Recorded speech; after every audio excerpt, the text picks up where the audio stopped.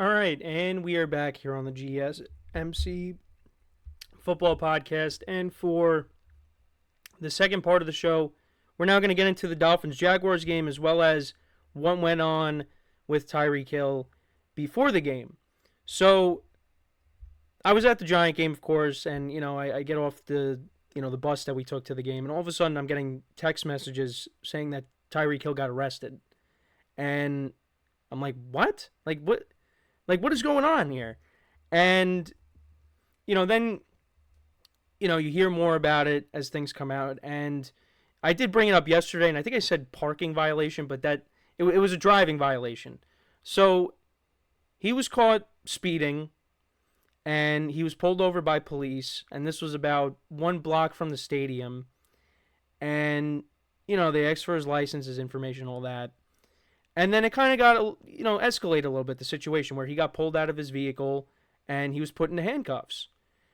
And, reading some of the articles, so how it got escalated, I guess, is, he was he put up his window and they kept telling him to put it down.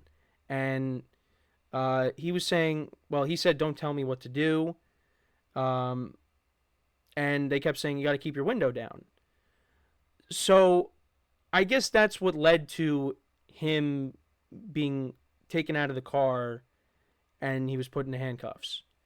Now, some of his teammates even saw what was going on and they were trying to, tell them like, hey, like, what's going on here?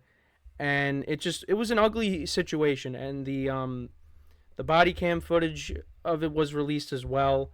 I'm not going to go into everything with this, but the most important thing about this situation is that you get both sides of it. And that goes for a lot of things, is getting both sides of the story. Now, the unfortunate thing is, for most of us, is you're not going to get the full story unless you're actually at the situation, if you're physically there. So we're not going to get all the details, but the officer that was involved in this was put on administrative leave, I believe. But yeah, we're gonna find out more about this information as it comes out. But again, it was an ugly. I'm just gonna say it was an ugly situation. That's really all I'm gonna say about the matter, because again, this goes off topic about other things, but I did want to touch upon it just because it made news. And Tyreek Hill spoke about it. His agent spoke about it. But yeah, it wasn't a great situation to hear about before the game on Sunday, and I'm just gonna leave it at that. But yeah, so that it was an eventful day for him, but still played in the game. Still played in the game. Still got to the stadium and scored a big touchdown late in the game. Because for a while there, the Jaguars were dominating this game. It looked like they were going to go in and beat the Dolphins there, but, the Dolphins in the second half, Tua in the second half, really played well, and the Dolphins were able to get the victory, winning 20-17. The Jaguars, to kind of go through the game summary here.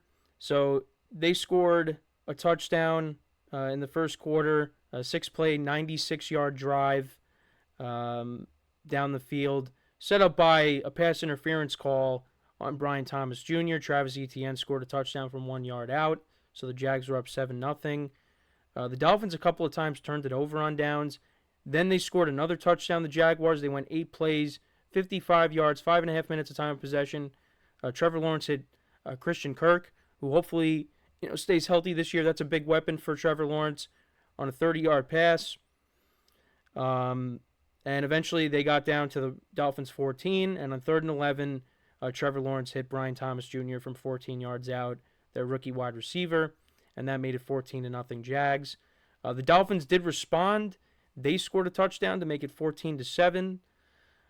Devon Achane touchdown from 1 yard out. The Jags responded with a field goal. So it was 17-7 at the half, Jags.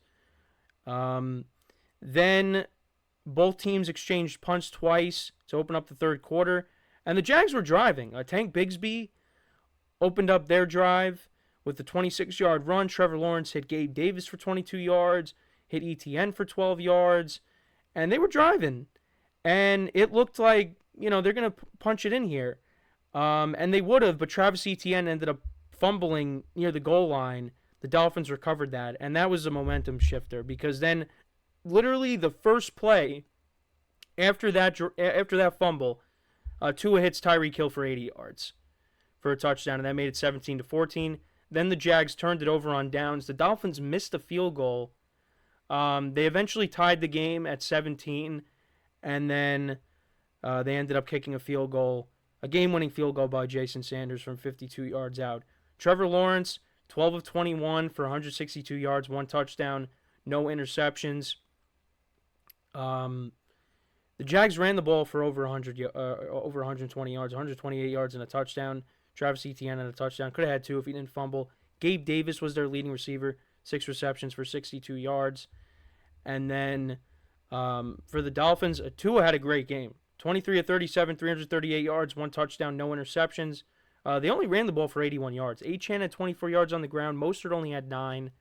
And Jeff Wilson had 26 yards on the ground. Tyreek Hill, of course, did his thing. 7 receptions for 130 yards and a touchdown. The 80-yard touchdown, like I mentioned. Jalen Waddle had 5 receptions for 109 yards. Had to leave the game. He was dealing with, or he was being evaluated for a concussion. But yeah, it didn't look good for them for a while there. The offense looked sluggish, but then they exploded in the second half, and that's what this Dolphins offense can do. And Tua played really well.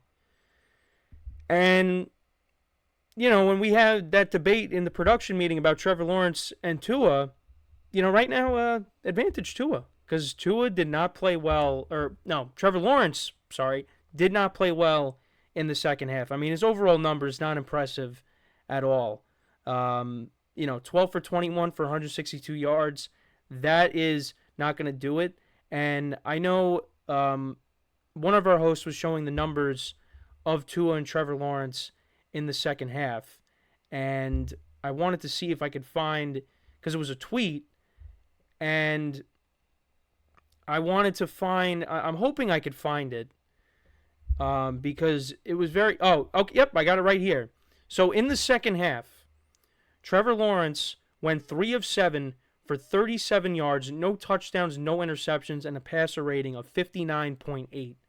Tua in the second half, 12 of 15 for 206 yards, 1 touchdown, no interceptions, and a passer rating of 141, basically. It's 140.97, but we'll just round up.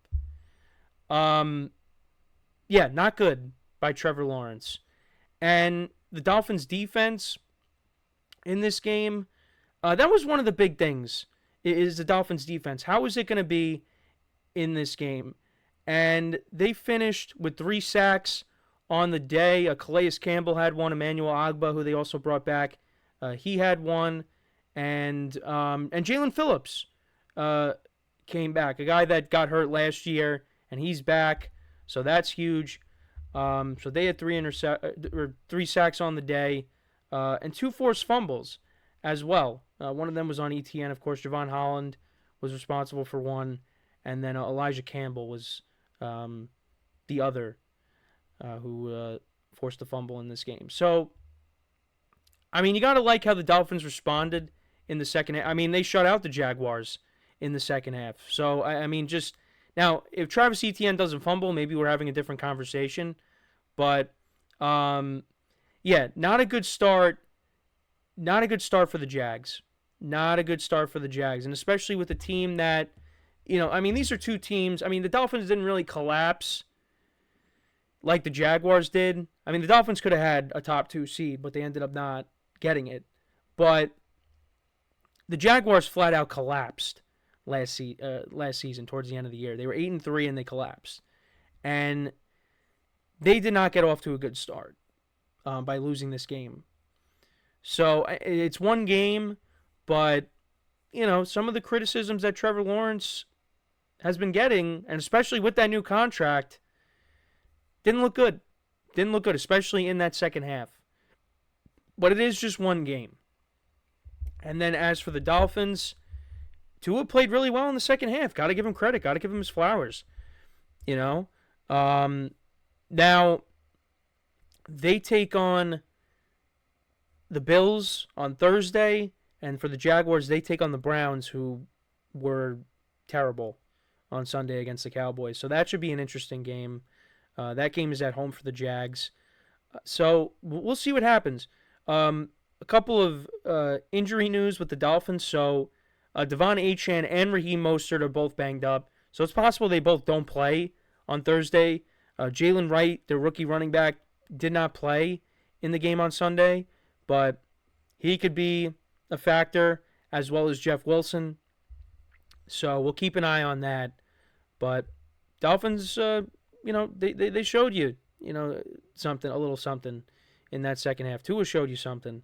So, we'll see if they can continue that momentum into Thursday when they take on Josh Allen and the Bills. I'll talk about them because I know I haven't done that. But, they were another team that was down and they came back. So I'm going to get into that game tomorrow. But, yeah, props to the Dolphins for coming back. But, again, just to bring the conversation back to Tyreek Hill, he had an eventful day. Like I said, spoke about it afterwards. Like I said, he had his agent talking about the situation before the game. Mike McDaniel talked about it. The Dolphins even released a statement about it as well. But, again, it just wasn't what you wanted to hear before the games on Sunday. And I'm just going to leave it at that. But, like I said, I think it's very important to know both sides of the situation before jumping to conclusions. That's the most important thing. And that's been said across the board. That's really my take on it. I'm not going to go into the specifics, but I think it's very important to get the both sides. The most important thing is getting both sides of the story and to try to get as much information as possible before jumping to conclusions. But yeah, I obviously am not going to get into more details about it, but just to bring it up one more time. But yeah, let me know what you guys think though about the performance of Tua and Trevor Lawrence in this game. Any other thoughts that you guys might have, let me know in the comments. So, we are going to take our next break. Well, actually, before we take our next break, I just want to remind you guys once again to tip or donate and get your comment recognized. Make sure to go to the $ icon in the chat. This will help create a super chat for you. Put out a super chat on the live broadcast. Any thoughts or comments you may have, and it just really makes the show more lively between myself, the host, and you guys, the viewers. Any contribution you guys can make to the show means the world to us. And the other way to, of course, help out the show is by going to the link GSMCPodcast.net. So when we come back from our second break of the show, we will talk about Jim Harbaugh getting his first win as the Chargers head coach. We'll talk about J.K. Dobbins' performance as well. So, with that being said, stick around, and we'll be right back here on the GSMC Football Podcast.